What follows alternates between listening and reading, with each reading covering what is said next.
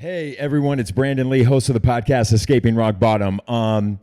It's good to be off news this week because it's letting me focus on some artwork. It's letting me travel to Atlanta. I just got back from speaking at a huge mental health summit that I'm super excited to talk more openly about. It was a great time being able to talk to medical professionals who are in the world of recovery to get them to know addiction a little bit better. But I'm really excited about this podcast. It's really unique how I ended up even meeting this guy. And I give him props for how we met, because it takes some balls to reach out to somebody who you do not know. So I want to bring in Dylan into the podcast. Dylan, man, it's so good to have you here. Dude, I'm pumped, bro. This means a lot to me. So thank you so much for having me, Brandon. Yeah, I've listened to your podcast so much. All right, so this is how we met. Yeah. All of a sudden, when I came back to Arizona, I'm on Instagram all the time because I'm all over social media, and I keep going like, why? Who are these guys? Like, I keep getting tagged in like all these podcast episodes, and I get tagged a lot in people's stuff, and usually I don't go into my notifications that often, but I'm like, wait, Not So Anonymous podcast. Wait, what is this? And I started clicking. I'm like, dude, I love the title of it, Not So Anonymous podcast, because we can talk about this too. I'm of the belief that anonymity in and of itself, the fact that people have to feel that they have to be anonymous, just the anonymity part to me is rooted in shame. Because if there was no shame or stigma around mental health and addiction and depression, suicidal ideation, why would anybody ever have to be anonymous? You shouldn't have to fear losing your job because you suffer from mental health. So that was the first thing that got me to you guys. I'm like, I love the name Not So Anonymous podcast. So if you're looking for a podcast to follow and listen to, they speak truth, and it's very, very raw, and it's very my flow and very my style. So Thank you, man. It's appreciated here. And I love the fact that you guys are young in recovery. Yeah. And I think that that's so important. It is, dude. I think, and that podcast was birthed on the bench outside of a meeting, like the meeting after the meeting. And that's even kind of our tagline, right? The meeting after the meeting, because I always felt like that's where the rawest, purest, most emotional, honest conversations really took place, was that camaraderie and that fellowship. And me and my boys would sit out back and just start talking about the most insane shit, the craziest stuff that we did. And we would just start cracking up at each other. And then one day Donnie was just like, dude, I think we should start a podcast. I was like, fuck yeah, we should start a podcast and we need to record this. Like, I don't know if that's egotistical or not. Like, no, but it's amazing. But it was like you said, dude, that the anonymity thing. I'm so grateful that you feel the way that you do, and I mirror that feeling, right? I feel the same way. And like I told you when we first met today, man, like this is really big for me because you did recover out loud, because you didn't worry about your anonymity. You were the first example I ever had of somebody recovering out loud, and I heard it 2 years ago in 2019 when I was at pretty much the lowest I had been in my addiction. So to fast forward 2 years to be sitting here with you, the first example I ever had at Recovering Out Loud, recording a recovery podcast, dude, it's mind blowing to me. That's right. And so it's crazy because I was even shocked that I was on Holmberg's Morning Sickness because that's the moment you're speaking of. Because I always looked at, I'm like, I know that crowd. And the crazy thing is, a lot of them now listen to this podcast. So a lot of them are going to be listening right now. But here's the crazy thing. I was like, when Holmberg reached out and his producers reached out about having me on to talk about my book and my story, I was like, wait a second. Like, y'all are like the most hetero audience ever. I'm like, you got a bunch of hetero guys and they're rockers, and they're going to listen to a gay dude talking about meth addiction and sex addiction. Right. I'm like, that is not going to go over well. And so Holmberg had me on, and I'm sitting there just kind of shooting the shit. And I love Holmberg. He texts me during newscasts and gives me shit all the time. And that's really cool. But that was an example for me. Yeah. Now that I look back and listening, just, they always say, if you can just reach one person, that's all that matters. And somebody told me, they're like, B, who cares if 99% of the people hate your story on Holmberg and they push back? They're like, you can have that one person. And I'm glad I stepped out of that comfort zone, that fear. Because I'm stoked that you were listening that day. Dude, it made I didn't realize it then. This is kind of like a seeds planted type moment. I didn't realize it then, but it had a huge impact on me. And it goes right back to what we're doing now with the Not So Anonymous podcast, me and my buddies, you know, just putting our stories out there and being honest. And the amount of people that come out and just say, hey, thank you so much. You guys got me through the holidays. Hey, thank you so much. This episode really kept me clean today. I can't even describe how big it feels and how I can take whatever stuff that I went through and help the next person along. Dude, I'm with that all day, bro. I love that you're speaking out loud too. And here's the thing. When I first got sober and I was out of the hospital, the very first AA meeting I went to was actually in Hollywood, California. And so the first taste of that first AA meeting, it was crazy. The reason why I came back is because, and I'm grateful that was my first meeting, because many of the meetings I proceeded after that when I moved to Atlanta, Georgia, like if that had been my first meeting, I don't know if I would have been back. And the reason why I say that is because when I was in that Hollywood meeting, I saw dudes that looked like you. And I saw guys that look like me. And I was like, dude, like, I think I would hang out with some of these dudes who they look like I would go partying with, right? But they're sober and they're smiling. Yeah. And so I needed that. And I know what you guys are doing. It's why I'm a huge fan of you guys and your podcast, is because so many young people in recovery, ages 18 to 30, they need to see guys like, they don't need to see old timers. You know, they're not. Dang, you're already calling yourself you're like an old dude. Oh, like I'm an old dude. But like they need to see guys like you, like skaters and surfers, and just like guys that are just kind of hanging out, because that lets them know that they're not alone, and that there's other dudes like them that they can relate to. Dude, absolutely. So the people. This might sound horrible, the people I prefer to sponsor, but I actually do. I really enjoy sponsoring younger dudes, right? So a couple of my sponsees, 19 and 20 years old. I'm like, super young, right? Yeah. Well, I mean, fentanyl is getting younger and younger. I know. You know, it's hitting the streets. It's getting younger and younger. I see these kids coming in, and it's amazing. First of all, props to come in at 19, 20 years old, because there's no fucking way you're telling me I got a problem at 19, 20 years old, dude. There's no way. Right. So, you know, to be able to work with them, man, in one of the conversations I had last night, Donnie actually was on the show with us. One of his sponsees hit 1 year of sobriety. He was out of town. Donnie was out of the country at the time. So I took him and one of my sponsees, and Jordan came along with us and celebrated his 1 year. And I told him, I said, you know what? Because my sponsee and I were having a conversation about this. And I just told him, I was like, dude, I'm just showing you how to be sober. Yeah. Like, that's it, dude. Like, we don't have to go get fucked up anymore. Yeah. Like, we can have a great time. Dude, we went like bowling and like shot some hoops and played pool and like had an amazing time, right? And the laugh was real. The laugh was genuine. And it's one that I can remember and like genuinely feel, like that belly laugh. Yes. That goosebump, like, stop, you're making me, I'm about to have a 6-pack laugh. Yeah. Dude, that's real, man. Because wait a second, it's so crazy you say that, because the first time that I had my first belly aching laugh was sober. Like, I'm sure I did it as a kid, but like I'm talking belly aching laugh was when I was sober, because I never laughed like that in my active using. Yeah. Ever. It's dark. It's so dark. All right. So, Dylan, take me back to, what did childhood look like for you? Where were you born and raised? I was born right here in Phoenix, Arizona, man. More specifically, the Maryville area, which is not the greatest area in Phoenix. I was born to 2 teenage parents. I like to always preface anything I say about my childhood by saying I don't believe I had a bad childhood. Okay. I believe my parents loved me incredibly. I always felt very loved. And regardless of what we were, what we are, there was always a lot of love in my house. Yeah. I would describe my childhood at times as inappropriate. Okay. But I want to say that my dad gave me a far better childhood and a far better upbringing than he ever received, right? So we are making progress generation to generation. I do believe that. But it was a lot of partying. It was, you know, my parents were young, teenagers. We didn't have a lot of money, so Phoenix Suns games, that was the number one source of entertainment. I'm not sure when this will air, but props to the Phoenix Suns making the NBA Finals.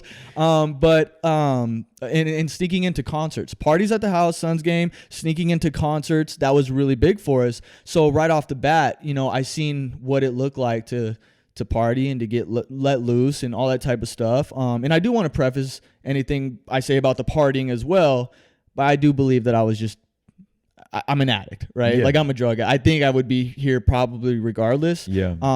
But this definitely helped speed up the process, if that makes sense. I don't know. Yeah. So that was a lot of what it was, man. You know, like a lot of freedom. I really only had one rule.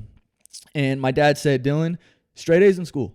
Okay. Get straight A's in school. And I pretty much had free reign to do whatever I wanted, you know? So yeah, that's that work hard, play hard mentality Yes. instilled in you at a very young age. I was the same way. As long as I got good grades and did well in soccer, honestly, I had no curfew. I could go out and do whatever I wanted to do. Well, I was 7 years old, and a buddy of mine who was 13 years old at the time lived across the street, and my parents trusted this kid with my life. Like literally, actually trusted this kid with my life. You know, and as long as I had those grades, you know, and what I came to realize was at a very young age, that was my first example of social acceptability equaling personal recovery. Meaning that if my grades are good, you can't tell me nothing. Exactly. Because I have straight A's. That means I can handle my stuff. That means I can act as wild as I want, do whatever I want with my hair, do this, whatever. But I got straight A's, so you can't tell me anything. Exactly. You know, and a lot of it was a blast. A lot of it, you know, like I said, that 13-year-old homie that I had across the street, I was 7 years old. I got to go to the Warped Tour, and the Warped Tour is like, no, I know what the Warped Tour exactly. is. It's a huge rock festival concert almost. I got to go there by myself at 7 years old. Ended up getting separated from my friends. I'm spending the day at 7 years old by myself at the Warped Tour, crowd surfing. I'm all of 50, 60 pounds. So they're just throwing me. You know, I'm in the mosh pit. Like I'm having one of the times of my life. But what I realize now is a lot of my character defects that would one day try to kill me kept me alive during those times too. The ego, the control, all the, you know, I had to have a pretty big ego even at that age to say, you know what, dude, I'm a badass. I can handle this situation. Like this is a lot of people, but I'm good. I can control it. You know what I mean? Yeah, it's interesting. Let me ask you this question because I am a huge believer that trauma is the gateway to leading somebody down the road of addiction. So I think we're all predisposed, right? I truly think that some of us are just coming to this world. We're kind of wired naturally, but it's a traumatic event that triggers that, right? That sends us down that road. Because I know friends of mine who are like, Brandon, I've never even gone close to a drug because I know if I try it, I have such an addictive personality. And to that person, I would say, God, they're probably predisposed too. They just never had a life-altering traumatic event that sent them down that way. Ooh, yeah. So I wanted to ask you this because even being born into this world by teenage parents, those first 0 to 5 years are so formative, and that childhood, and that, you know, what may have been traumatic to me may not be traumatic to you. So what I want to ask you this is that, do you think just growing up in kind of that environment, looking back, do you see that as any sort of childhood trauma? That maybe sent you off at such a young age to start abusing drugs? What I think I've seen a lot of, and this is stuff that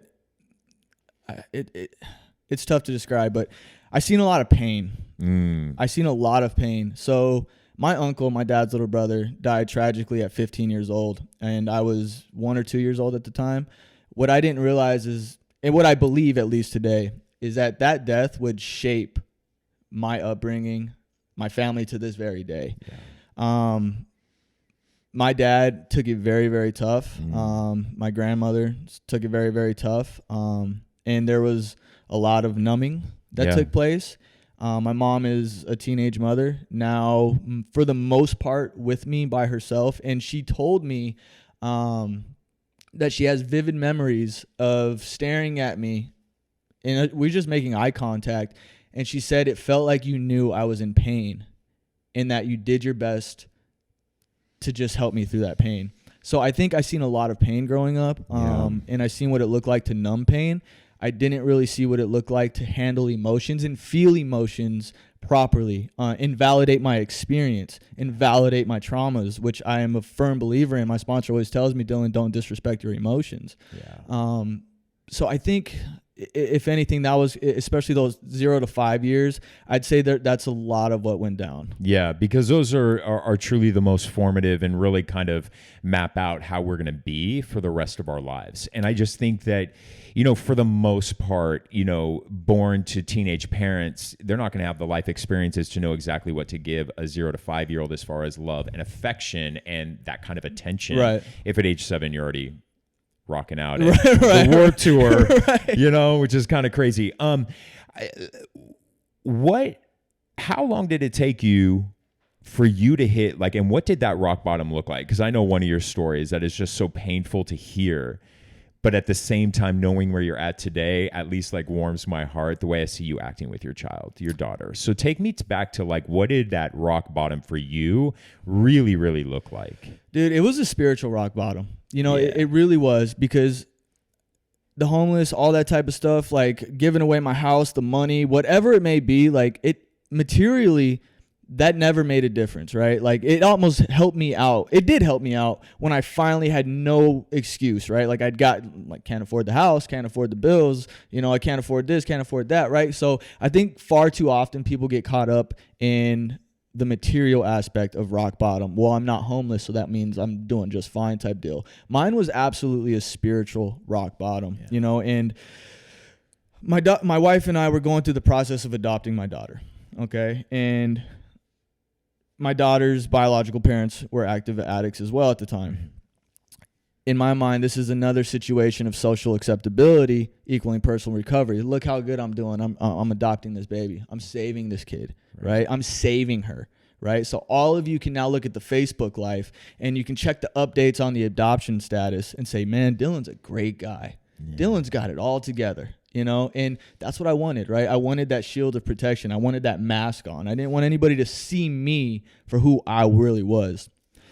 By the time the adoption was finalized, man, I'm a full-blown, I'm a fentanyl addict, all right? My drug use has progressed to fentanyl, and that is now my drug of choice.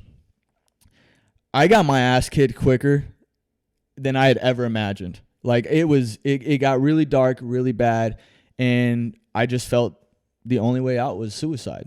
You know, I had tried to get clean on my own, mind you, right? I wasn't really willing to accept help because I'm still a badass, right? I can still do this on my own. So time after time again, I'm sweating it out on the couch, and my wife's wrapping hot towels around my legs and trying to, you know, keep me comfortable. But there's nothing you can really do during an opiate withdrawal. And, you know, so I'm time and time again, man. And it finally got to the point where, like, you know, this just isn't going to work. The only way out is to end my life. And I came up with this plan to end my life in Prescott, Arizona. I was going to leave a letter for all of my family. I was going to write a letter to my wife, and I was going to write a letter to my daughter, explaining to her that Daddy loves you so much. I'm so sorry I can't be here to watch you grow up. And I was going to try to write down the talks that I think I would have had with her during different stages of her life, you know, and just thinking about it now, it's kind of like shaking me up a little bit, that I thought that was really the only way out, or the best thing. You know, I truly believed in my mind that was going to be the best thing. So that was my plan. And there's one night, man, and this night is just burned in my heart. It really is. I was sitting there in my daughter's bedroom, actually, and I was sitting there, and my wife spotted something. I don't know what she spotted, but she spotted, I think, as vulnerable as I've ever been. I don't know what she spotted, but she came up, and she looks at me and she asked me the exact same question that she asked me so many times before. The same question that I said no to so many times before, because I had a reason every time. She looks at me and says, Dylan, are you finally ready to get some help? Are you ready to go to treatment? I said, yeah, I'm ready to go, because I was tired, man. And I figured, you know what? Maybe I can try this before I end my life to see if this might work, you know? And she says, great. I'm sending you to Prescott, Arizona to go to treatment. Wow. So on July 17th, did my last Fetty Wap, as I call them, and I drove up to Prescott, Arizona, not to end my life, but to begin my life. Yeah. And on July 18th, 2019, man, I consider myself to be reborn. I truly feel like I was reborn, because my active addiction life and my recovery life feel like two different lives. They really do. And I remember when I was in there, man, even going through my detox, I was still hanging on to the idea that I was different, right? I was still hanging on to the idea that I just stubbed my toe. Yeah. I'm not really you guys. I just have a drug problem. If I could just get rid of the drugs, I'll be fine. You know, couple weeks, 2-3 weeks, the time is a little foggy, but a couple weeks or so, I still hadn't been able to talk to my daughter. I finally work up the strength. My wife says, hey, do you want to talk to her? I said, you know what? Yeah, let's try it. Let's try it, because I think I'm ready to talk to her. The very first thing she says to me, and she's 3 years old at this time, is, Daddy, are you finally coming home tonight? Oh. Broke me. And I said, baby, I'm so sorry. Daddy's got a little while longer. I can't come home tonight. I'll be back as soon as I can. I still have some more work to do. We told my daughter I was up there working, which I was. Right. Doing important Working work. on being a better dad. Right. Yeah. Absolutely. And I'm so grateful for that phone call because that broke me moment. And it was at that moment that I felt this overwhelming acceptance come over me. And I understood I was right where I needed to be. I needed you guys. And I had a shot, man. I had a shot. You know, it was like the light switch came on. And when I accepted that, I was able to finally begin the recovery process. You know, it's such a powerful story because, you know, I follow you on social media, and I love seeing you like with your daughter and how happy you are with, you know, with your wife, and, you know, can truly, you know, sometimes you can look at a picture and you know if somebody is fake smiling, and if you know if somebody is like fake happy, or if it's a forced picture. But there's something about, you know, you and your wife and your kid, you know, your recent vacation to Hawaii, and, you know, being able to see that. And, you know, I just look at that and I'm like, God, you know, for anybody out there who feels hopeless, especially when it comes to opiate recovery, which is different than alcoholism, it's just total different animal. That, like, you know, look at Dylan, you know, look at you, and be able to see that it doesn't take long to start seeing and feeling the gifts of recovery. And I say feeling too, because you start to feel again, you know, and you start to care about others, but also caring about yourself, which is about caring about others. Because Dylan, you know, if you don't take care of you, you're not going to be a good dad, you know, to your daughter, and you're not going to be a good husband, you know, to your wife. And, you know, I noticed that you are, I talk more about the spiritual aspect of how I brought the spirituality aspect back into my recovery, which has been huge recently. Totally. Talk to me a little bit about how faith is part of your, you know, program, your plan of recovery. It's funny, man. You know, because a lot of people fear that God part. You know, a lot of drug addicts. Totally. You know, I used to say "F you" to God, right? Because I was hanging out with people who worship Satan. So, like, meth brought out the devil in me, right? And so, which it seems to do. It just, like, it's just insane, man. It's just like my mind can go real dark, like scary dark.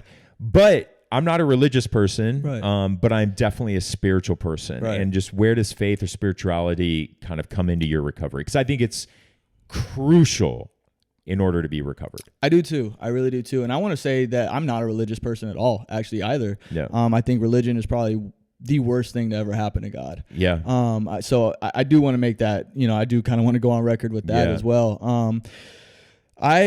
You know, and this is kind of a conversation that I've had even with my own buddies, you know, my friends, about what role like the church has played in my recovery. And I always tell everyone, like, I am very fortunate to be at a very, very, I would almost say, progressive church. Yeah. You know, they recently played my story on the big screen for thousands of people. Yeah. You know, the pastors listen to my podcast, and anyone who's listening to my podcast will probably say, right, exactly. And they're fans of it, you know? Yeah. So I got really, really blessed. My sponsor is actually a pastor at that church.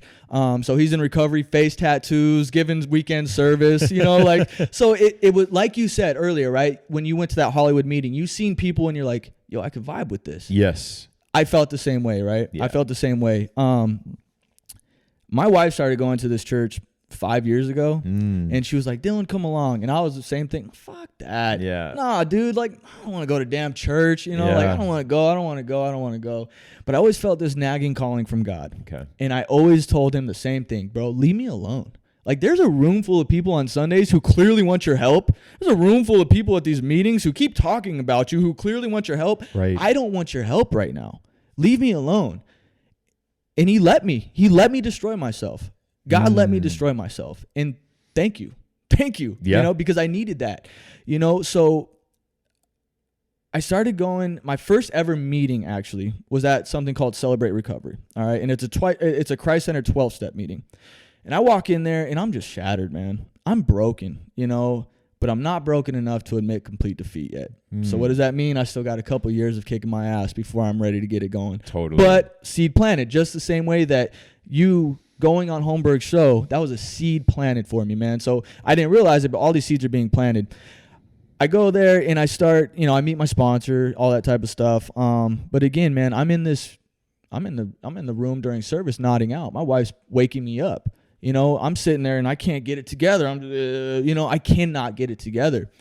When I come back from treatment, man, and then just how all of it's played out. And again, this is really not to make it about the church. I'm blessed with the church I go to, but it's more of a personal relationship that I have. The same way you have a personal relationship with your higher power, right? Because I was told about God. Yeah. Most of what I was told was not correct. Right. Because I hadn't developed my own personal relationship. I hadn't found out what God's voice sounded like yet. Right. You know? So I think that's more important than anything. Because when people tell me about that, people say, man, the God thing, I just don't like church. I'm like, dude, who said anything about church? Exactly what part of the church is God? Is it the chairs? Is it the wall? Is it the man speaking? Right? Like, because man does a lot of damage to God's name. Right? Like, I think that we can do a lot of damage to God's name. Right? Yeah, worshiping man. Agreed. Because, listen, I grew up Catholic and I my parents never went to church, but I got dropped off at church, which still fucking baffles me. But now I look back and I'm like, the only reason my parents were dropping me off to CCD every Wednesday and I had to get First Holy Communion and they get confirmed. I'm like, I look back and I'm like, my parents didn't even go to church. Like, what was I being sent there for? Oh, the public image of pressures of parents being like, we're a good parent. See, we send our kid to church. Right. Little did they know, I knew that I was gay, and they just did so much damage to me. I believe because look at the Catholic Church even today. They still don't even recognize gay marriage. They still think being gay is a sin. Right. I'm like, yeah, well, imagine the damage that did to a poor kid who was born fucking gay. I didn't have no damn choice. And here I am, like, being told every day, I'm being reminded every day of Catholic school, you're burning in hell. There's something wrong with you. There's something not right about you. Right. You're making a bad, that feeling as a child is that in and of itself. Aside from the other traumas I suffered, right? That in and of itself is traumatic and will make me feel uncomfortable. And how do I feel more comfortable? Drugs or alcohol. Here's my thought on spirituality. Because I've really found it in the last 6 months, and I have some time sober. Okay, so like I tell people all the time, if it takes you a little time to find that spiritual connection into your life, you can get sober, but eventually you're going to need to add that element. And I started working. Now, he is a certified trauma therapist, so I am going to put that out there. But I started doing shamanism. Yeah, man. And I started doing shamanism back in January. And for those listening right now, you're like, what is shamanism? If I could have every treatment center include shamanism as part of just another modality. Mm-hmm. Because what it does, similar to EMDR therapy, is that we do deep breath work for about 20 minutes. And I drop in, gets you past the frontal lobe and gets you back to the lower part of your brain where all that trauma is stored. Right. It's the same journey that people do with ayahuasca. So it just gets them past the frontal lobe, the ayahuasca, in order for them to get back here. This is what I believe. Dylan, I believe that we choose our parents before we enter this world. I believe that we choose who our parents are going to be and that we sign a contract. And that we come into this life, because I've had 3 spiritual healers tell me in the past year, because that's how broke I got in January. I've had 3 spiritual healers tell me, Brandon, they looked at me and they're like, they pause almost and they're like, you signed up for a very difficult life. But I signed up for that to be where I'm at today for the purpose of healing, for the purpose of giving hope to those who are suffering. Had I not gone through that, had I not chosen my parents for the lessons that they taught me, good or bad, had I not signed up for the life and the traumas that I suffered to survive them, to get to where I'm at today, I wouldn't be doing what I'm doing today. I wouldn't be touching lives the way I'm hopefully touching people's lives today. I wouldn't be here and having the life I have today, right. Which is why I tell people, even with relapse can be the biggest blessing for someone because it forces you down to your raw core in order to get you closer to your higher power and your spiritual connection.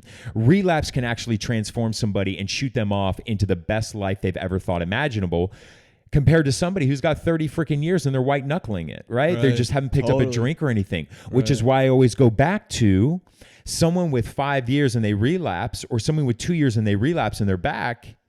I look at them and they can have their life together and offer more to somebody than somebody with 30 years. Totally. So I just look at life as that instead of looking at woe is me and poor was me and look at me and all the traumas I suffered, it's like, no, I signed up for all that before I even entered this life. And yeah, it was hard and it was painful and it hurt, but I survived it, healed from it. I'm on the other side of it, and now grateful for every traumatic experience that I went through, because it's giving me the purpose that I'm living today. And Dylan, I wouldn't want any other fucking life. Hell yeah, dude. Despite all, I wouldn't want to be anybody else. I wouldn't want to be straight. I wouldn't want to not have been in a coma and been near death so many times. I survived it. I'm grateful for it. And now I can go and share it. It's beautiful. And that's my spiritual connection. That's my spirituality. But it takes that. It takes that connection to have that in order to have what you and I now have. Right. And I think for some people, that's the element that's missing. I think that is the most important element missing when we're looking for happy, joyous, and free. In my opinion, that's what I believe, right? Because there's times where I'm just sober and I'm fucking miserable and sober, Totally. right? And I have a shelf life on how long I will do sober miserable, right? Because I'm not fucking interested, right? Yeah. And that's usually when I'm disconnected from God. That's really what it boils down to, you know? And I dude, the way you put that, I mean, that's a trip, right? Like I never really thought about that. Like I chose my parents, but I totally agree. I'm so grateful for the hardships, dude. I'm so grateful for the traumatic experiences. I'm so grateful. I say it all the time. I was like, dude, you know, I was joking with Goomer, who's on the show. Yeah. And I told him, and this is when we were doing a Christmas drive, a toy drive, and we got a bunch of toys together for parents and kids who wouldn't have had a Christmas otherwise. And we got a bunch of toys together, and I looked at them, and I said, dude, isn't it crazy that some kid's going to wake up Christmas morning and have a present to open because we did fentanyl? Yeah. You know, like, that's like an oversimplification, but that's really what happened, right? Yeah. Like, we got fucked up, right? Like, we went down these crazy paths. But instead of woe is me, instead of like poor me, the world's against me, yada, yada, yada, we flipped that shit. Yes. And we're like, dude, you know what? Fuck that. Yep. I'm going to I have one life right now. And I'm going to live it in a manner that I am going to be spiritually fulfilled, right? Because I've had the money, I've had the car, I've had the job, I have the family, all that. Cool, great. I was fucking miserable. Yep. That's not what keeps me clean, man. This shit right here keeps me clean, dude. Like, that's what does it for me, bro. Helping out the next person who's sick and suffering. I'm going to H&I tonight after we record this, right? Yeah. Like, that's what does it for me. When I get a message saying, Dylan, thank you so much. I got 30 days. Yep. That's what does it for me. 100%. Your guys' podcast got me through the fucking holidays. That's what does it for me. Yep. Not a fucking... That's like spiritual shit. That is totally. It is, because I think for so many of us, we put everything into possessions and what do I own? But again, that just goes back to our character defects of wanting to put on a front, like put on a shiny object shell. So if you're investing so much in those material possessions, wanting to make you feel better about who you are, you're essentially not being your authentic self. Right. I mean, that's just the root truth of it. Right. You can be authentic and still have material possessions. Totally. Nothing wrong with it. But it's how you, it's really how you possess them and the value that you put into them and how you show it. Absolutely. You know, because I am very grateful for the life that I have. I'm grateful for the career that I have, and that's all a blessing. But at the same time, I also know, I loved when you said you hit a spiritual rock bottom that got you into recovery. Because I still had a job, I still had a car, I had a roof over my head, and I didn't get fired, but I was still in a coma. It was that I was so broken. I tell people I was broken spiritually. That's what got me into recovery. Because I've had people in recovery be like, "Yo, B, if I still had a job, a roof over my head, a car to drive, and a good paying job, I would still be out there, and money in the bank, I'd still be using until all that." So we all travel like different roads back here to recovery. I want to ask you this.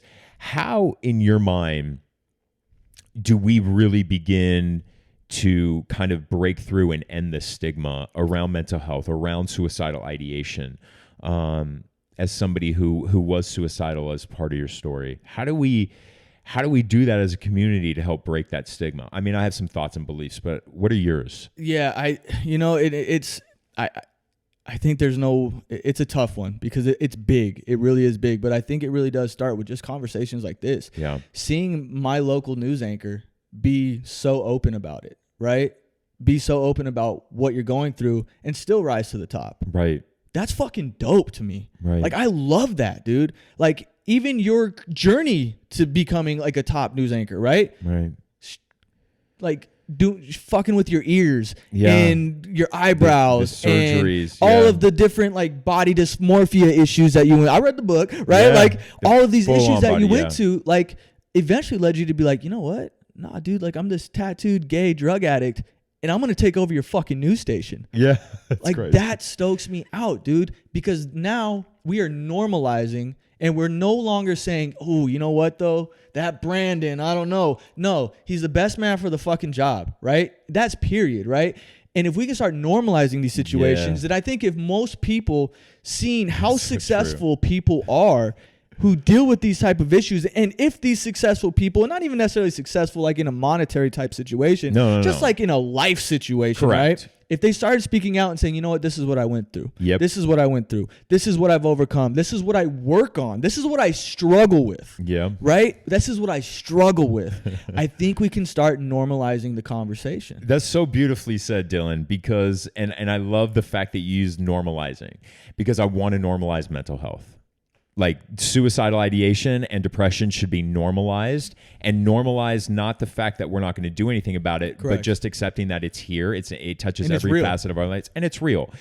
Okay, so here's what I love about that, and I've never thought about this until you just said this. So it is crazy because this is going to be really good for me when I go out and even speak and talk about how we end the stigma. So you talk about normalization. I'm thinking to myself, Dylan's onto something right there, because when I took this job in Arizona. Now, granted, I always like to say this. I am so grateful for Arizona's family. I am so grateful for all of my bosses who do listen, by the way. Our sales executive listens. What's up, Hi, dude? Chrissy. So people at my work listen. And so I just want to say thank you for always supporting me and always like just giving me a platform. Okay, now that being said, thank you, Chrissy. Thank you. Chrissy was every one of them over there, they all listen and watch. Now that being said, they would not allow me to do what I'm doing if they did not see value in for it. They're still a corporation, so they see an upside. I'm still grateful for it. But here's the thing. When I came to Arizona 8 years ago, Dylan, and I was in the interview process, anybody can Google search me. I'm obviously covered in tattoos, fully sleeved, body wrap, everything. That is very atypical of a news anchor, right? It's very, very out of the box, not stereotypical of what society expects from a news anchor. When I interviewed, they told me, and I decided to take the job and accept it. They said, but Brandon, when you come here, you can't show your tattoos on TV. You can't. Ruin your credibility. It's not our brand, Arizona's family. It doesn't fit our brand, Can't show them. Well, guess what, Dylan? It's like 115 degrees outside. Yes, and they were sending me at that time, like I would have to go report on a story at 4 p.m, one of the hottest parts of the day. And what is Brandon doing? Brandon's standing there fully dress shirt down to my wrist. Viewers started to email in being like, yo, why is this guy wearing full sleeves? It's 115 out. It looks bizarre and it looks weird. Come 8 years later, my bosses can care less if my tattoos show on TV. I've done interviews in a t-shirt, when it's fitting. They don't care anymore. Why? Because it's normalized. How did I help normalize it? Because over the course of several years, I did not show my tattoos, but guess what? Corporate executives in the news world, a lot of them squares, started to get to know the real Brandon. They started just to naturally get to know me. And then they got to love me. And then they got to accept me. And now they don't even see the tattoos. And they don't see the tattoos as something negative. So you talk about normalizing. How did I get there to that point? Because people are like, dude, how are you a tattooed news anchor? How do we get there? Because they got to know the real Brandon. Correct. They got to know the good guy, like the good Brandon. Right. And suddenly I changed their perception of what a tatted up, sleeved, body wrapped guy is. Right? That's how I think we do it with mental health. Totally. Right? As you said, normalize it. We normalize it by speaking us, by putting a face to addiction, which is why I'm not for the anonymity thing, because I just feel in order for us to normalize mental health, in order for us to save more lives, we got to break through the anonymity part of it. But the only way we do that is by taking a risk and saying, hey, boss, hey, my name's so and so. I'm a recovered addict. Right. This is who I am. That was my story, but this is who I am today. The more of us who do that, the easier it is for that person who is sitting with a great job at some corporate company, but is still hitting the bottle, or they're still doing hardcore drugs. They're trying to figure a way out, but they're not going to get help because they're afraid they're going to lose that job if their executives find out they're an addict. Right. Which is insane anyway, right? Because any one of us who's ever dealt with that, like anything I put in front of my recovery type shit, I will eventually lose. Like it's so true, you know, and I love the way you put it too. And one of the things I want to say too is that shit wasn't just like given to you, right? Like you normalized it because you showed up and you did the job and you acted appropriately, right? Like you represented yourself in a positive way, in a correct way, right? And I think that's really important as well. It's not to just necessarily be so brash, like, hey, you know what? Fuck you. I'm a drug addict, yada, yada. Like this is, you know, if you're like, no, like I'm going to act and I'm going to show you that I'm a human being and that I just struggle like a normal person. And I'm just open to talking about my struggles.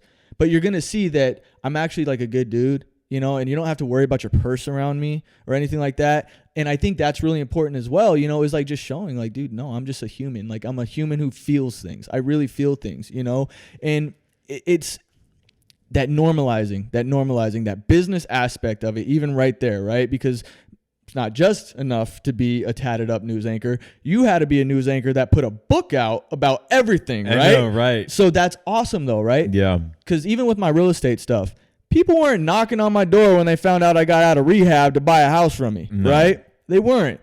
And one of the things that I understood going into this and running the Not So Anonymous podcast with my buddies is there's going to be some people who still just don't get it. Yeah. They're still going to say like, oh, good for you. I'm glad you got help, little drug addict. You know, they're still going to be that. And I accept that for now, right? For now, because we're going to work on that. Yeah. And we're going to work towards a solution. And again, normalizing it. You mentioned the Hawaii trip earlier, right? Yeah. I sat next to a guy, man, and you ever had those moments where just like God brings people in and out of your life, even if it's for 2 hours, it's 100%. Like that person served their purpose in your life. 100%, yeah. Like I had this amazing conversation, man, and I had one of those just like outburst of honesty moments. The guy next to me, I got the talker on the airplane, you know what I mean? Yeah. But I'm actually really enjoyed this conversation I had with this guy. I just got goosebumps because I'm going to share something that just happened with a guy I sat next to on the airplane. Hell yeah, dude. Purpose. Go ahead. All right, cool.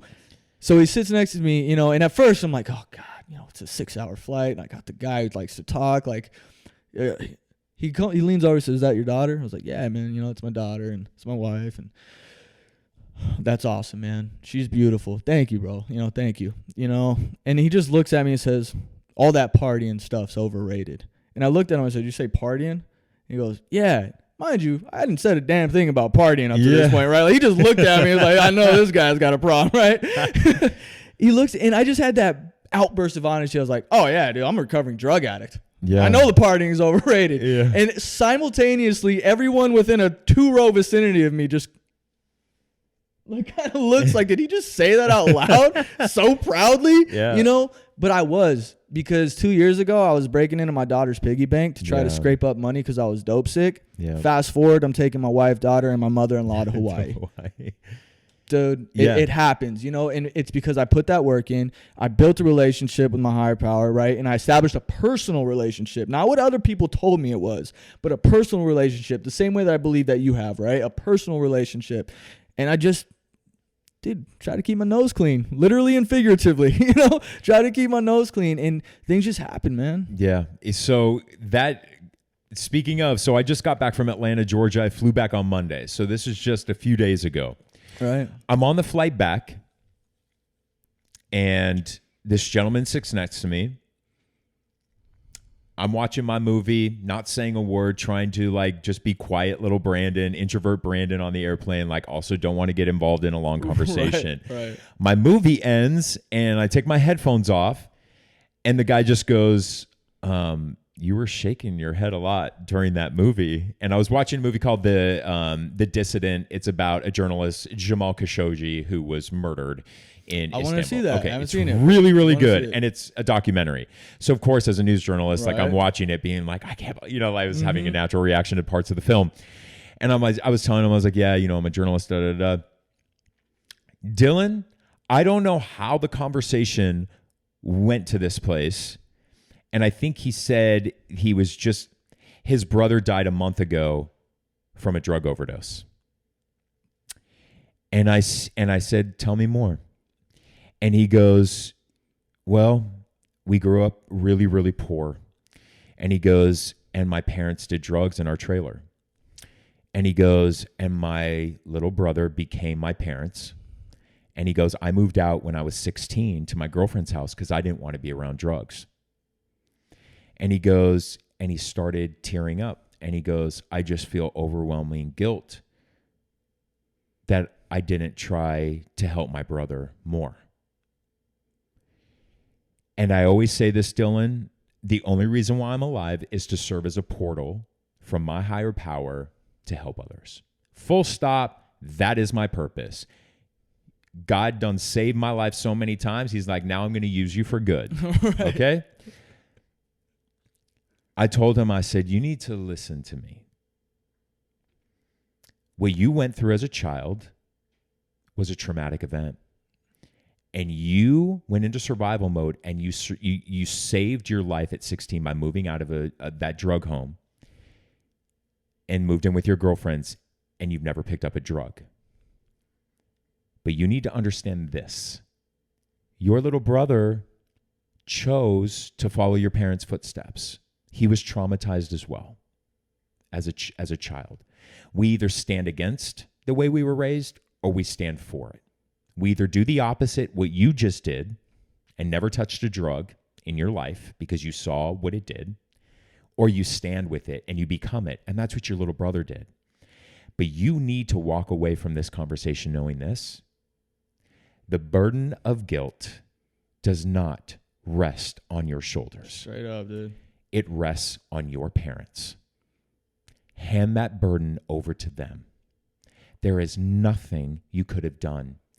And your little brother is in heaven right now, and he is basically asking you to let go of the shame and the guilt because he made that choice to use, not you. He made that choice. He overdosed and he dies. Your brother does not want you to live with survivor's guilt or carry any guilt about a choice that he made. And he just looked at me, this talker, looked at me, tear comes down his face and goes, I don't know what to say, but thank you. That wasn't me. Dude. Did I sit next to him? Did I? Yeah, I didn't even book that ticket. Right, same. The conference people booked my ticket. And to have him in that moment tell me a month ago his brother died from a drug overdose and he didn't know how to handle it.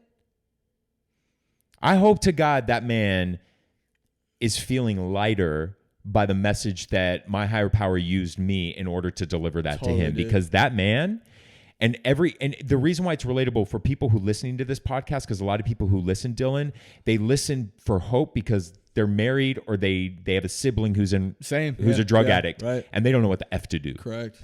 And what I tell those people who are listening or watching is it is not your burden to carry, and that the addict has to get help and they have to want it themselves. And you cannot carry that burden like, is there something more I could have done? The answer is no.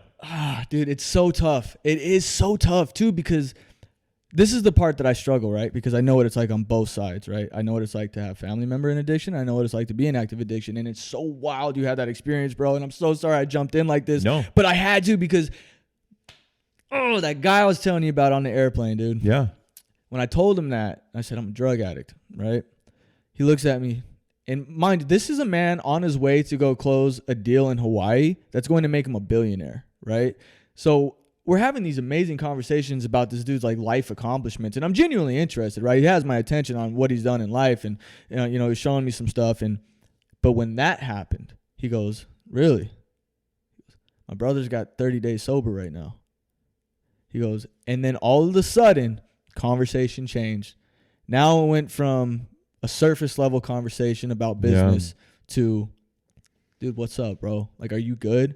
Right. And he had this conversation, and same thing, dude. Now all of a sudden, this incredibly private man, you know, with his business dealings and all that type of stuff, and starts showing me his phone. This is a voice message from my brother. This is a text message that I sent to my brother. This, within the span of 10 minutes, I earned this man's trust because I believe that he believed I was being authentic with who I was. So now I'm making it a safe area for you to be authentic with who you are, right? That conversation was beautiful. And the same thing, I always say, like, I feel like I'm a part of God's army, right? Like, he picked me up and he was like, yo, man, I need you to go do some work for me. I'm like, cool, let's do it, dude. Yeah. Like, let's do it, you know? And one of the things that, just to kind of add on with, I guess maybe the suggestions that you're giving to those loved ones of addicts, one of the things that I say too is like, you're in recovery as well. 100%. Like, I tell my wife all the time, like, you're in recovery as well. Like, I want you to validate your experience as well. Just because you weren't the one doing the drugs doesn't mean drugs weren't ruining your life. 100%. Right? Like, speak with the way I have to talk to some people who've done the same things that I do and heal the same way that I heal and have gone to, you know, share similar experience like you and I do. I really, really recommend people to go and speak with other family members of addicts and get that healing together. The same way that we work a program, yo, there's stuff out for you too. Al-Anon, Nar-Anon, like, go check that stuff out, man. Go get connected with people who know what it's like. And I always say, like, I'm down to listen to a prisoner of war. I'll be a shoulder. I can't relate to you, right? I don't know what that's like, and I'm not going to insult you and pretend I know what that's like. Yep. Right? Same thing, man. Like, find someone who's been through that and heal together. Yeah, I love that. It's crazy to think an hour's gone by. So closing message, I always like to ask a guest, like, what's a closing message that you tell people? Dude, it's so cliche and simple, but it's fucking possible. Yeah. Legitimately, it is possible. You know, again, I truly felt the only way out was to end my life. I have found a camaraderie and a brotherhood in recovery that I've never experienced in my entire life, and that's no disrespect to any prior friends to recovery, but this is more intimate. You and I haven't known each other very long. Right. We've already been able to have intimate conversations. 100%. Right? Because we understand. There's a common understanding and a common respect for what one another's gone through, I believe. Yep. Right? 100%.